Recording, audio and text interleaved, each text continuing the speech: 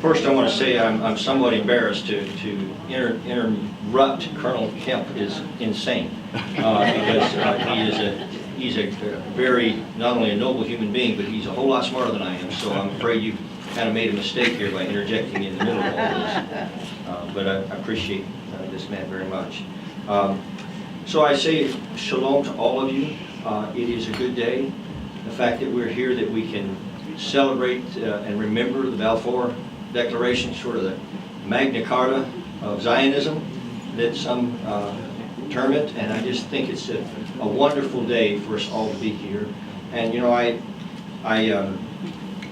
think that sometimes people think that the Balfour Declaration was the beginning of Israel's legitimacy. I don't see it that way. I see it as a recognition, finally, to the world at large, that we, as a people, as a human society, recognize that there was a time when King David, marched up a hill and began a civilization that has now become one of the most important contributions to humanity in all the world. I sometimes joke, and I hope you take this the right way. There are more PhDs in Israel than there are Jews. The contribution that Israel makes to humanity is just astonishing. And I just wonder where the world would be if it weren't for Israel, because I'm convinced that Israel does more for America than America does for Israel. I say that for a lot of different reasons. On a spiritual basis, you know, as an evangelical, I can't explain my existence without it. But there are other things, that the kinds of things that they do with the military collaboration, things of that nature, I just can't express to you how significant it is. I have the wonderful privilege of being the chairman of the Israel Allies Caucus here, and we are so deeply dedicated, to maintaining such a close relationship with Israel, because I am convinced that when there's peace in Jerusalem, my children have a better chance, my 9-year-old twins, of walking in the light of liberty themselves. I believe that with all my heart. And you know, I was in Israel just recently, and I saw something that was pretty profound. I also chair the Missile Defense Caucus, Colonel Kemp, and so I'm aware that you got Edwin Black here. Who knows you have here? I didn't see him. You got all of the. Listen, you could have another Balfour Declaration right here.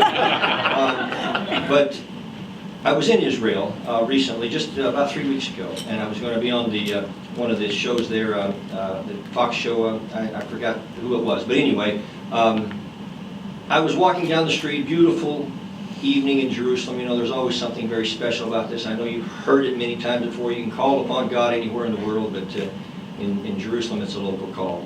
And so there was something special, always is to any evangelical. They always have a special feeling just being in Israel. It's sort of a homecoming, as Elie Wiesel said. And up the street walked this large group of maybe 30 girls, little, probably junior high, in their little uniforms, their school uniforms, elbow in elbow, hand in hand, and they were singing the songs of Zion. And I thought, wow, here they've got 100,000 missiles and rockets aimed at them, but they have not let that interrupt their recognition that God is still with Israel. And so I just wanted to come and bring you just a word of greeting today. It is a good day. With all the heartaches and brokenness that Israel has faced across the centuries, if you look carefully, her enemies are mostly gone, and she remains. And I believe with all of my heart that the day will come when jihad will be a thing of the past, and it will be a memory. When Israel,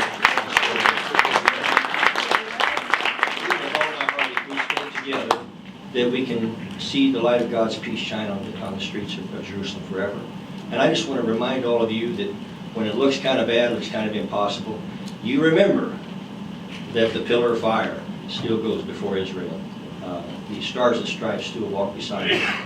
And the God of Abraham, Isaac, and Jacob still watches over her. There are great days ahead. And let's charge the future together. God bless you.